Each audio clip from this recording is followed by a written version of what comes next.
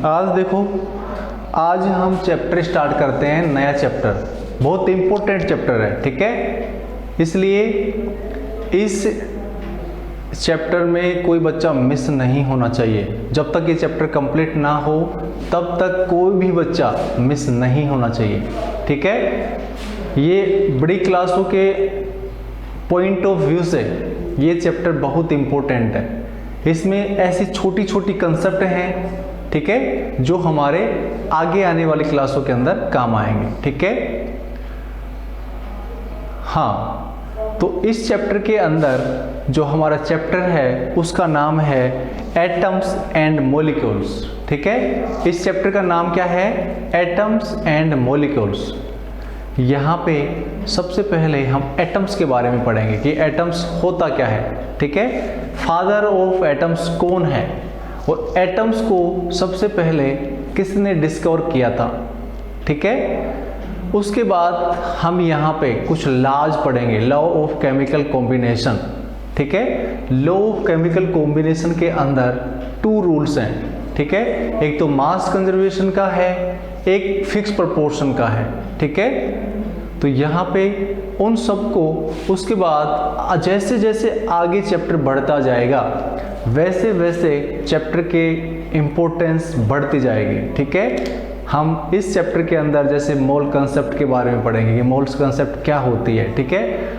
उसके बाद इसमें एटॉमिक नंबर क्या होता है, मास नंबर क्या होता है, isotope, isobar, iso electronic, iso neutronic, ठीक है। उसके बाद कुछ कंसेप्ट हैं, ठीक है, एटम्स के बारे में, मॉडल्स हैं, उनके बारे में हम पढ़ेंगे, ठीक है।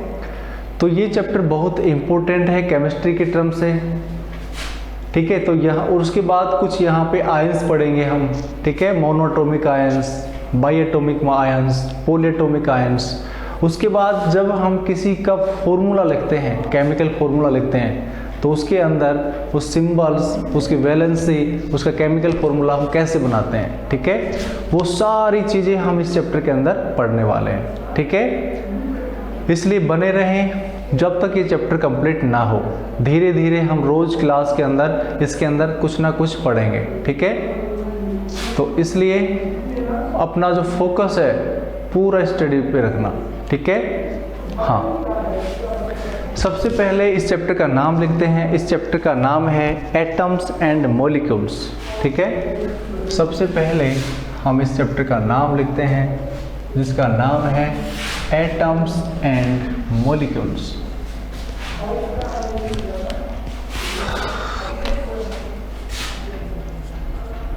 डेट है आज 12 जुलाई 2021। क्लास है आपकी 9th क्लास। सब्जेक्ट है आपका साइंस। टॉपिक है आपका चैप्टर नंबर 3rd, ठीक है। और उसका नाम है एटम्स एंड मॉलिक्यूल्स, ठीक है। Atoms and molecules. सबसे पहले हम बात करेंगे इसके अंदर एटम्स की। एटम्स, एटॉम्स मतलब जिसे हम काट नहीं सकते। एटम्स एक ऐसी स्पीसीज है जिसको हम डिवाइड नहीं कर सकते। Atom is A indivisible, atom is A indivisible जिसको हम आगे डिवाइड नहीं कर सकते। यदि मैं ये मार्कर ले लूँ या ये ले लूँ, इसके मैं छोटे छोटे टुकड़े करता रहूँ। एक स्टेज ऐसी आएगी कि जो छोटा सा टुकड़ा आएगा उसको मैं आगे फर्दर डिवाइड नहीं कर सकता। तो जो ऐसा जो पार्ट हमें मिल गया जिसको हम फर्दर डिवाइड नहीं कर सकते, उसी को हम क्या बोलते हैं? एटम्स बोलते हैं, ठीक है। एटम क्या है? एक प्रकार से स्मॉलेस्ट, एटम्स क्या है? Smallest particles of a matter, सबसे जो छोटी चीज है जिसको हम डिवाइड नहीं कर सकते, तो हम बोल सकते हैं कि एटम इज इंडिविजिबल सबस्टांस में एटम्स क्या है, इंडिविजुअल सबस्टांस है जिसको हम डिवाइड नहीं कर सकते, ठीक है। उसके बाद जो एटम्स है उसके बारे में सबसे पहले बताया था डेमोक्रिटस ने। किसने बताया था? डेमोक्रिटस ने, ठीक है। उसके बाद जो फादर ऑफ जो एटम्स हैं उनका नाम था एक जॉन डाल्टन। जॉन डाल्टन ने एटॉमिक थ्योरी दी थी और उन्होंने 1808 के अंदर एक किताब लिखी थी। उसके आधार पे इनको बोलते हैं फादर ऑफ एटम्स। क्या बोलते हैं इनको? Father of atoms. तो ये जो सारी चीजें जो मैंने बोली हैं उनको हम लिखते हैं, ठीक है। Are you ready? सभी तैयार हैं? हाँ, ठीक है। हिलना डुलना बंद करें बिल्कुल ध्यान से, ठीक है। तो यहाँ पे सबसे पहले हम लिखते हैं atom is the smallest unit of a matter. सबसे पहले लिखते हैं atom is a smallest unit of matter. क्या लिखा मैंने? एटम क्या होता है? सबसे छोटी यूनिट होती है। Atom is the smallest unit of matter, ठीक है। और जब हमने मैटर पढ़ा था पहले चैप्टर के अंदर, दूसरे चैप्टर के अंदर भी हमने कुछ उसकी डेफिनेशन देखी थी, ठीक है। मैटर्स के अंदर क्या होता है? मास होता है और उसको रखने के लिए कोई जगह ऑक्यूपाई करता है, स्पेस ऑक्यूपाई करता है, उसी को हमने क्या बोला था? मैटर। जैसे टेबल, कुर्सी, पंखा, ये सब क्या है? मैटर्स। तो उसका सबसे छोटी जो यूनिट होती है, जैसे हम बायोलॉजी के अंदर एंटर करेंगे तो हमारी जो शरीर की जो सबसे छोटी जो यूनिट होती है वो सेल होती है। हमारी सेल से क्या बना होता है? सेल से क्या बनाता है? सेल से टिश्यू बनता है। टिश्यू से क्या बनता है? ऑर्गन्स बनते हैं। ऑर्गन से क्या बनता है? ऑर्गन टिश्यू बनता है और ऑर्गन सिस्टम बनता है और ऑर्गन सिस्टम से पूरी बॉडी बनती है, ठीक है। जैसे हम किसी बिल्डिंग की बात करें, बिल्डिंग की सबसे स्मॉलेस्ट यूनिट क्या होती है? एक ब्रिक्स होती है, एक ईंट होती है। ईंट होती है ना, एक ईंट जो होती है वो सबसे छोटी यूनिट होती है, ठीक है। उसी प्रकार यदि हम मैटर की स्मॉलेस्ट यूनिट की बात करें तो क्या होता है? Atom. Atom is the smallest unit of matter, ठीक है। यदि हम अपने बॉडी की बात करें, ह्यूमन बॉडी की बात करें, तो ह्यूमन बॉडी के अंदर जो स्मॉलेस्ट यूनिट होती है वो सेल होती है, ठीक है। तो यहाँ पे ध्यान रखना, ये पॉइंट नोट कर लेना। Atom is a smallest unit of matter, ठीक है। उसके बाद that has the characteristic properties of a chemical element, that has the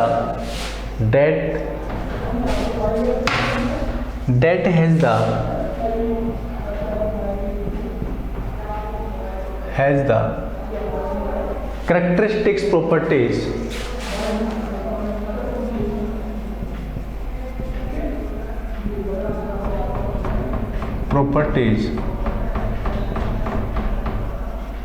of a chemical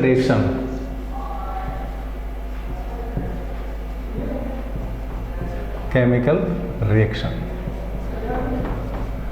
कोई भी केमिकल रिएक्शन होती है उसकी जो विशेषता होती है वो किसके कारण होती है? एटम्स के कारण होती है, ठीक है। सर ये तीसरा चैप्टर है। हाँ बेटा, चैप्टर नंबर 3 है, ठीक है। चैप्टर नंबर 3 है। तो atom is a smallest unit of a matter that has the characteristics properties of a chemical reaction, ठीक है। इसको नोट करें।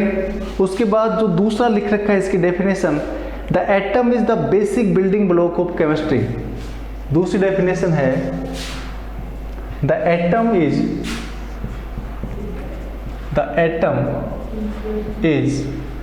Basic building block of chemistry. Chemistry का जो बेसिक बिल्डिंग ब्लॉक होता है वो कौन होता है? एटम्स होता है।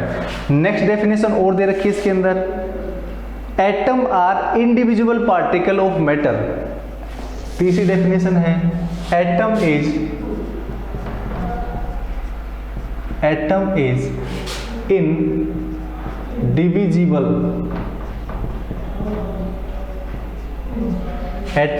indivisible particle of matter. ठीक है, हम देखो यहाँ पे हमने 3 डेफिनेशन देखी है, जो तुम्हें अच्छी लगे, ठीक है, जो तुम्हें अच्छी लगे वो उसको रख लेना। पहली तो हमने ली है कि atom is a smallest unit of matter that has the characteristics properties of a chemical reaction. कोई भी केमिकल रिएक्शन होती है उसके अंदर जो करेक्टरिस्टिक प्रॉपर्टीज होती है वो किसके कारण होती है? एटम के कारण होती है। ठीक है, उसके बाद दूसरा लिखा मैंने, दूसरा क्या लिखा, दूसरी definition, atom is A basic building block of chemistry. Chemistry का जो बेसिक बिल्डिंग ब्लॉक होता है वो क्या होता है? एटम्स होता है। ठीक है, तीसरा जो हमने देखा, atom is indivisible particle, indivisible particle of matter, मतलब जो एटम होता है उसको हम आगे डिवाइड नहीं कर सकते, तो atom is indivisible particle of matter. ठीक है, ये 3 डेफिनेशन है, there are 3 definitions of atoms. ठीक है, इसका स्क्रीनशॉट ले। उसके बाद हम डेमोक्रेटिस के बारे में पढ़ेंगे कि उसने सबसे पहले एटम वर्ड दिया, उसके बाद फादर ऑफ एटम कौन है? जॉन डाल्टन है, उनका नाम लिखेंगे। ठीक है, इसका स्क्रीनशॉट ले, उसके बाद हम बात करते हैं आगे।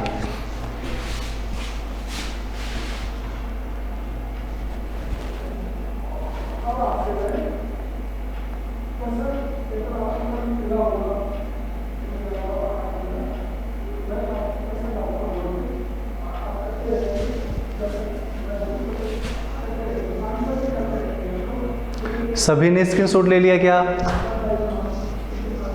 हाँ, अब हम उसका नाम लिखते हैं जिसने सबसे पहले, गरिमा बेटा आप अपना वीडियो विजिबल करें।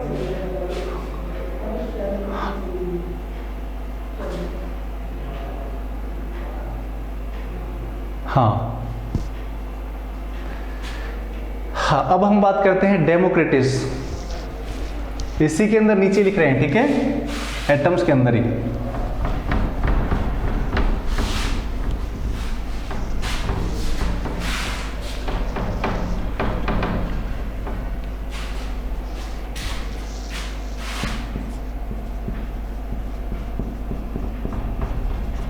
Democritus is a Greek philosopher, दार्शनिक था ये, Greek philosopher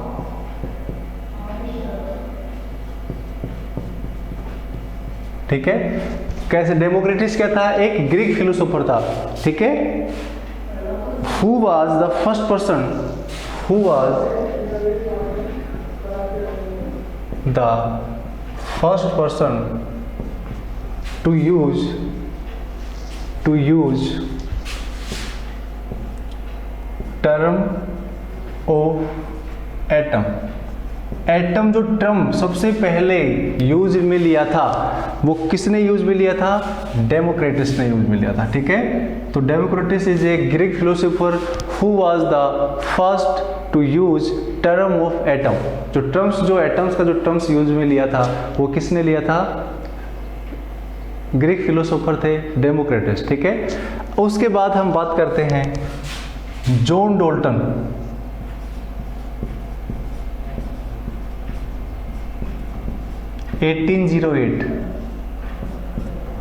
John Dalton known as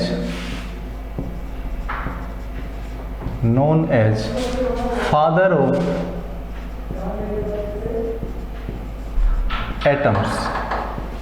ठीक है, जॉन डाल्टन थे, वो क्या हैं? John Dalton known as father of atom. इन्होंने 1808 में एक बुक्स लिखी थी। ठीक है, और उन्होंने जो जॉन डाल्टन थे उन्होंने सबसे पहले एटॉमिक थ्योरी भी लिखी थी। ठीक है, एटॉमिक थ्योरी हम जो हमारा नेक्स्ट चैप्टर आएगा उसके अंदर हम अच्छे से पढ़ेंगे। ठीक है,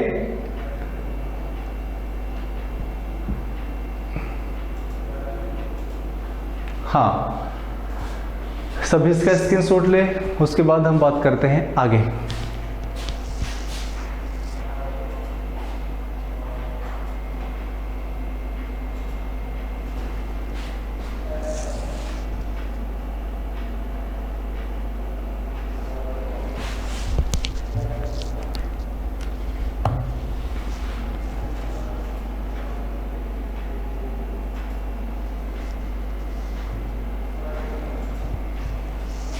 हाँ बेटा, आगे देखो, अगला जो हमारा हेडिंग है वो है law of chemical combination, law of chemical combination. ठीक है, तो हम यहाँ पे नेक्स्ट हेडिंग लिखते हैं law of chemical combination.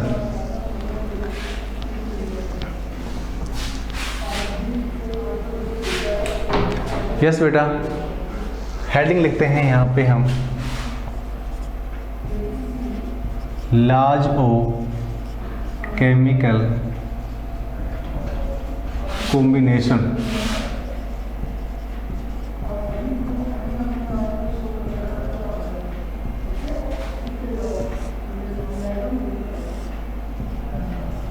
Law of chemical combination. Chemical combination के अंदर कितने लोग पार्टिसिपेट करते हैं? There are 2 laws participate in chemical combination. These laws established by Antoine Lavoisier and Joseph Proust. ठीक है, ध्यान रखना। तो यहां पे मैं लिखता हूं there are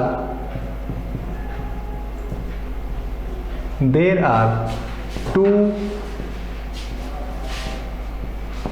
laws participate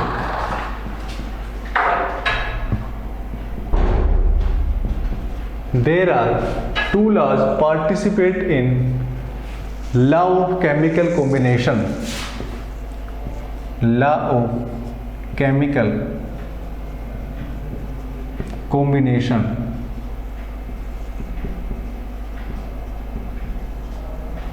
which experimentally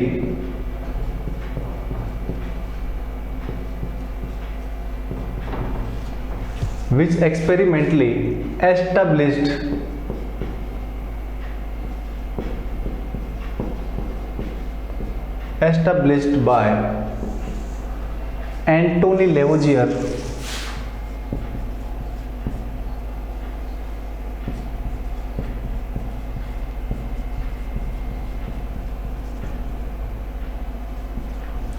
and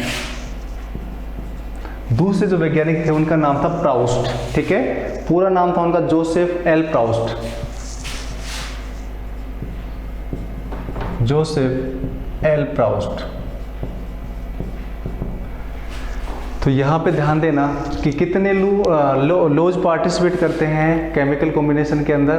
there are 2 laws participate in chemical combination. ठीक है, there are 2 laws participate in chemical combination which experimentally, मतलब एक्सपेरिमेंट किया गया था उनका, विच एक्सपेरिमेंटली एस्टेब्लिश्ड बाय, इन 2 वैज्ञानिकों के नाम है, एक तो है एंटोनी लेवोजियर।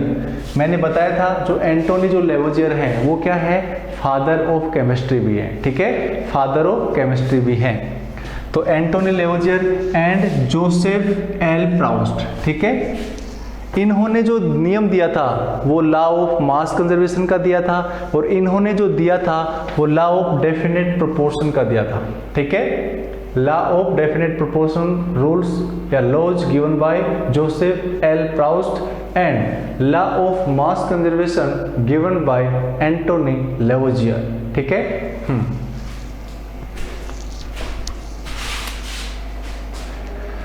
जल्दी से इसका स्क्रीनशॉट लें। उसके बाद हम बात करते हैं law of conservation of mass.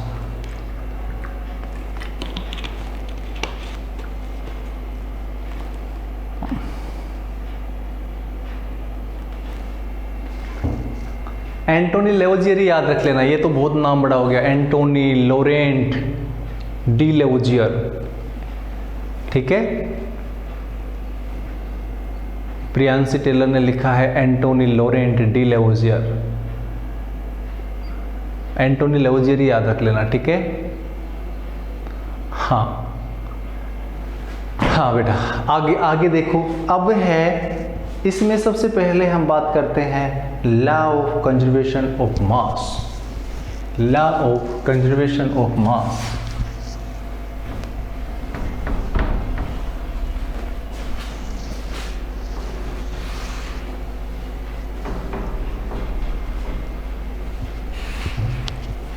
Law of conservation of मास, पहला जो है वो है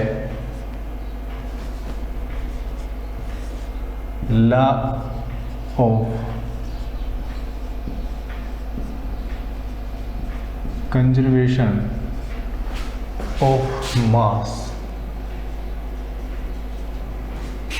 इस रूल को पढ़ने से पहले कुछ मैं बेसिक चीज़ें बता देता हूँ, ठीक है। इस रूल्स को पढ़ने से पहले कुछ मैं बेसिक चीज़ें बता देता हूँ, ठीक है। जैसे हमें इंग्लिश पढ़ने के लिए हमें मीनिंग याद होती है, बिना मीनिंग की इंग्लिश थोड़ी पढ़ सकते हम, या बिना अल्फ़ाबेट ABCD यदि हमें आती नहीं है तो क्या हम इंग्लिश को पढ़ सकते हैं? क्या नहीं पढ़ सकते, ठीक है। तो उसी प्रकार लॉ ऑफ कंजर्वेशन ऑफ मास के अंदर कुछ चीज़ें होती है, जैसे रिएक्टेंट, प्रोडक्ट। पता है आपको रिएक्टेंट प्रोडक्ट के बारे में? नहीं पता, ठीक है। कोई भी केमिकल रिएक्शन होती है, कोई भी केमिकल रिएक्शन होती है, उसके अंदर रिएक्टेंट कन्वर्ट होते हैं प्रोडक्ट के अंदर, ठीक है। आप जैसे 10वीं क्लास में आप जाओगे तो वहाँ पे आप केमिकल रिएक्शंस के बारे में पढ़ोगे, रिएक्टेंट प्रोडक्ट के बारे में भी पढ़ोगे, ठीक है। और उसके बाद टाइप्स ऑफ केमिकल रिएक्शन होती है, बहुत प्रकार की होती है। एडिशन रिएक्शन होती है, डिसोसिएशन होती है, ठीक है, डिकम्पोजिशन या डिसोसिएशन बोलते हैं उसी को, डिस्प्लेसमेंट होती है, डबल डिस्प्लेसमेंट होती है, रेडोस रिएक्शन होती है, ऑक्सीडेशन होती है, न्यूट्रलाइजेशन रिएक्शन होती है, ठीक है। बहुत सारी रिएक्शन होती हैं।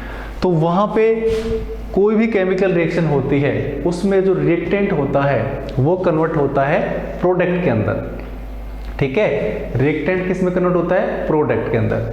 जैसे मैं यहाँ पे लिख दूँ कि कोई भी चीज़ है, जैसे एग्जांपल ले लेता हूँ मैं, A plus B, A plus B है, कोई भी चीज़ है, और ये रिएक्शन करने के बाद क्या बनाते हैं? AB बना लेते हैं। क्या बना लेते हैं? AB बना लेते हैं, ठीक है। तो यहाँ पे ध्यान देना, जो ये एरो दिख रहा है आपको, एरो से उधर वाली जो स्पीसीज है, मतलब लेफ्ट हैंड साइड, ये इसका LHS हो गया, ये इसका RHS हो गया, ठीक है। LHS और RHS।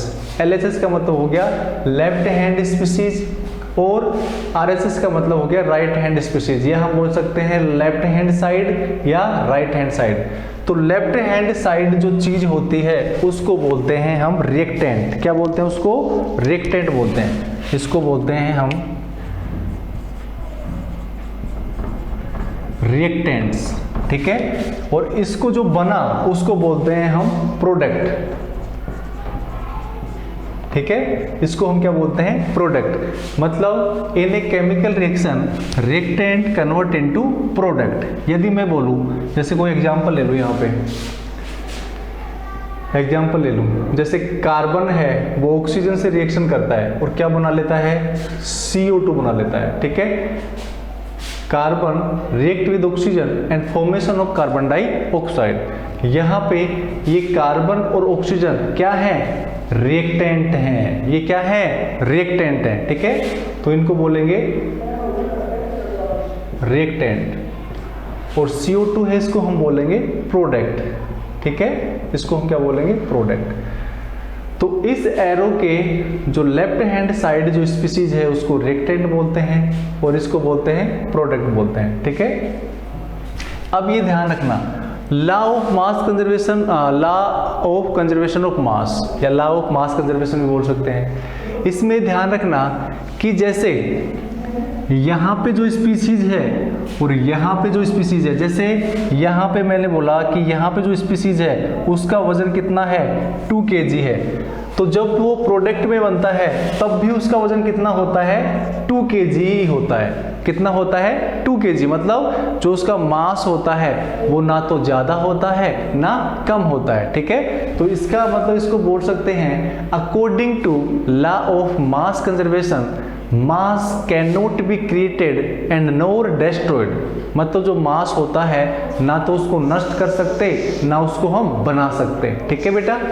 तो यहाँ पे यही बोलता है कि यहाँ पे जितना वेट है 2 kg है तो यहाँ पे भी कितना होना चाहिए? 2 kg है, ठीक है। जैसे यहाँ पे देखो आप, जैसे मैं यहाँ पे इसको साफ करने के बाद मैं बोलूँ कि यहाँ पे कार्बन के कितने मॉलिक्यूल्स पार्टिसिपेट कर रहे हैं? 12 ग्राम।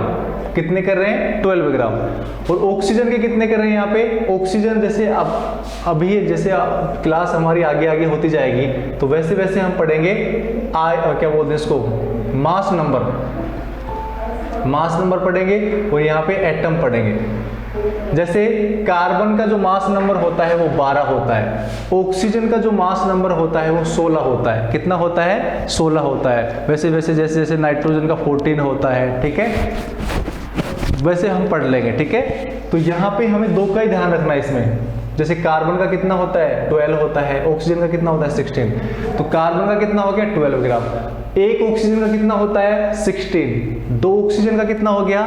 32। कितना हो गया? 32 ग्राम। अच्छा जी, अब दोनों को जब हम जोड़ते हैं तो कितना आता है? ये 44 ग्राम। कितना आता है? 44 ग्राम। अब यहाँ पे देखो, यहाँ पे देखो, कार्बन का कितना होता है? 12 प्लस एक ऑक्सीजन का कितना होता है? 16। 2 ऑक्सीजन का कितना होता है? 32। तो यहाँ पे जब इनको दोनों को ऐड करेंगे तो आएगा 44 ग्राम। इसका मतलब क्या हुआ कि जितना रिएक्टेंट के अंदर जो वेट है उतना ही किसमें है? प्रोडक्ट में है।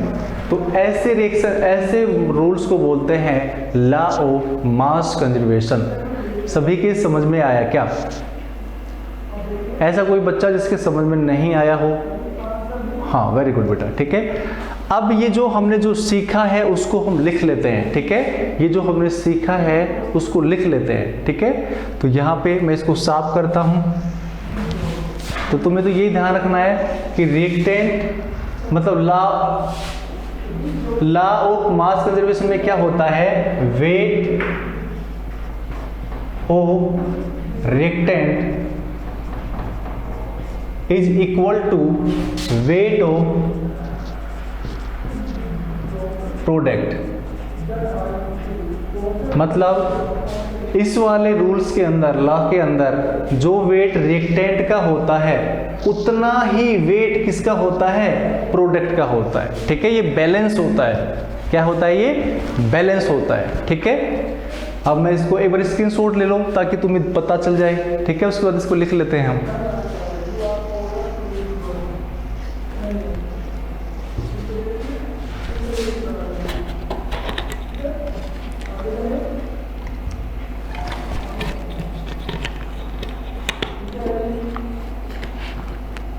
सभी का हो गया क्या स्क्रीनशॉट? सभी का हो गया क्या?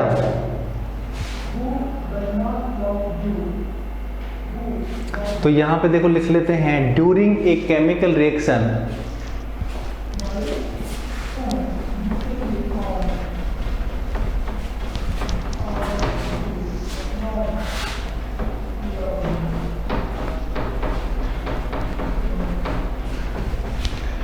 during a chemical reaction the sum of the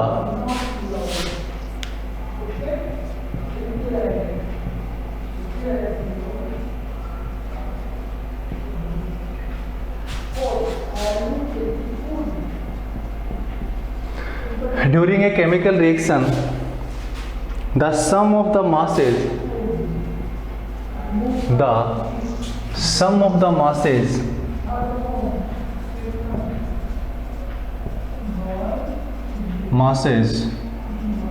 of product reactant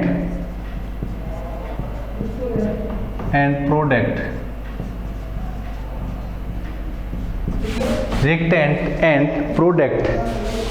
remain unchanged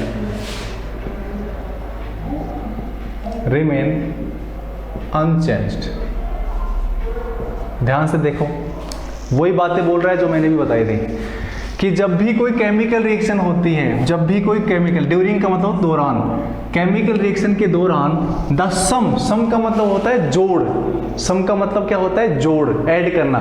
the sum of the masses मतलब जो मासों का भी हमने सम किया था ना कि 12 प्लस 632, 12 प्लस 32 किया था ना हमने। 12 प्लस 32 कितना हो गया था? 44। और उधर भी कितना हो रहा था? 44। तो ये बोल रहा है कि the sum of the masses of reactant and product remain unchange, मतलब उनके अंदर किसी प्रकार का चेंज नहीं होता है, ठीक है। तो ध्यान रखना, during a chemical reaction the sum of the masses of reactant and product remain unchanged. तो ऐसे रूल्स को बोलते हैं हम law of conservation of mass. ठीक है, उसके बाद ये नियम किसने दिया था? एंटोनी लेवोजियर ने। तो यहाँ पे लिखना है this known as the law of conservation. This laws given by Anthony Lavoisier. This law known as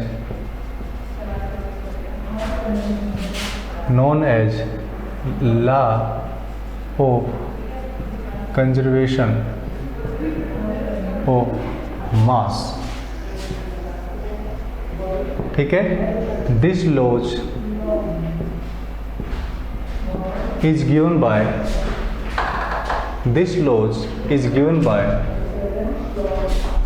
bye Antony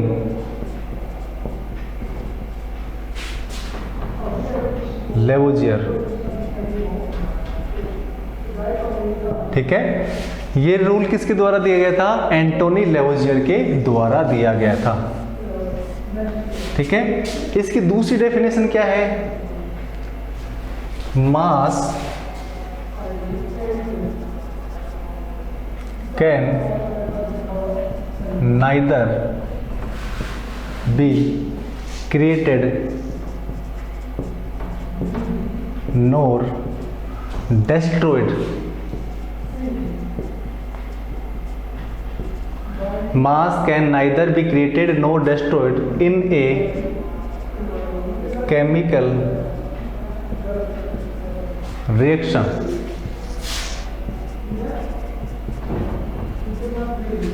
Mass of reactant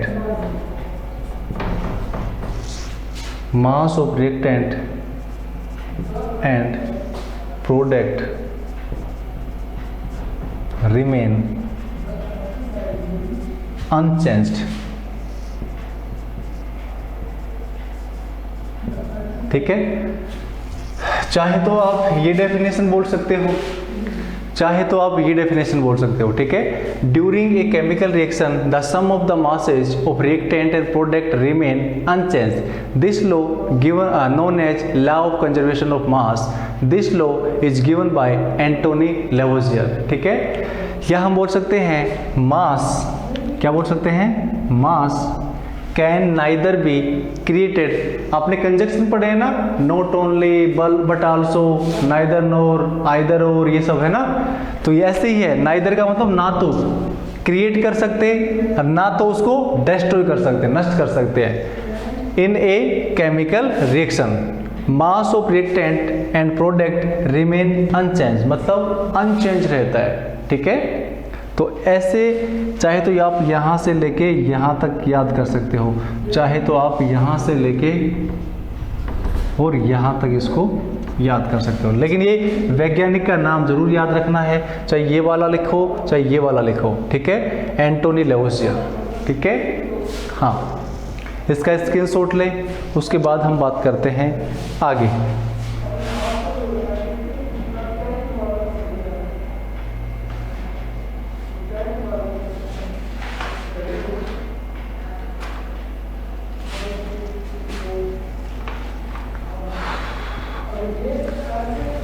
अब सुनो, इसमें एक एक्टिविटी दे रखी है, नीचे देखो, सभी अपनी बुक्स के अंदर एक्टिविटी निकालो 3.1।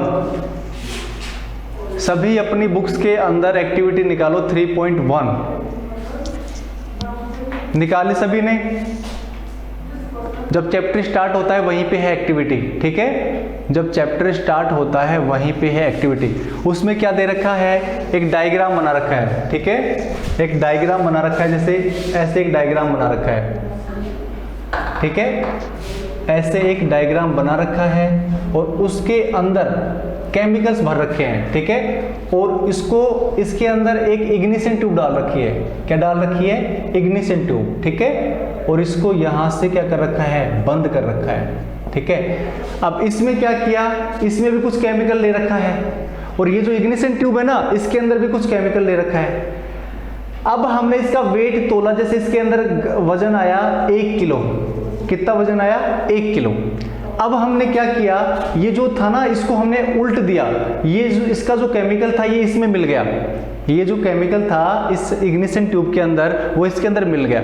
उसके बाद जब हमने उसका वेट तोला, ठीक है, वेट जब हमने तोला उसका, तब भी वेट कितना था उसका 1 किलो ही था। कितना वेट था 1 किलो ही था। इसका मतलब हुआ कि जब केमिकल रिएक्शन नहीं हुई थी तब भी वेट 1 किलोग्राम था। जब केमिकल रिएक्शन हो गई, इसका मटेरियल निकल के इसमें आ गया, इसके साथ केमिकल रिएक्शन हो गई, तब भी इसका वेट कितना है 1 किलोग्राम ही है, ठीक है।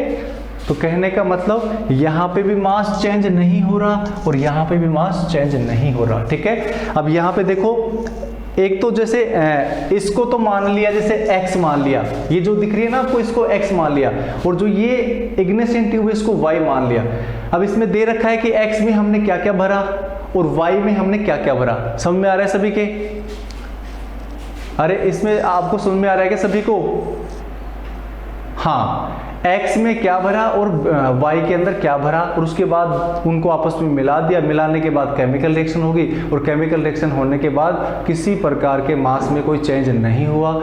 आफ्टर रिएक्शन और प्रीवियस रिएक्शन दोनों में वेट कितना है 1 किलोग्राम में आ रहा है, ठीक है। तो यहाँ पे कुछ केमिकल, जैसे x के अंदर हमने भरा कॉपर सल्फेट 1.25 ग्राम, उसके बाद बेरियम क्लोराइड भरा हमने 1.22 ग्राम, लेड नाइट्रेट भरा हमने 2.007 ग्राम, और y के अंदर हमने लिया सोडियम कार्बोनेट 1.43 ग्राम, सोडियम सल्फेट 1.53 ग्राम, सोडियम क्लोराइड 1.17 ग्राम, ठीक है। तो यहाँ का जो वेट है और केमिकल रिएक्शन होने के बाद जो वेट होता है वो इक्विवल आता है, ठीक है। तो हम लिख सकते हैं wait of reactant is equivalent weight of product, ठीक है। हाँ, उसके बाद हमारा जो दूसरा रूल है law of constant proportion given by Proust, ठीक है, वो हम पढ़ेंगे नेक्स्ट क्लास के अंदर। इसका स्क्रीनशॉट ले आज के लिए। और इसके बाद ये जो डायग्राम है ना, ये एक्टिविटी आपको बनानी है आपकी नोटबुक के अंदर, ठीक है।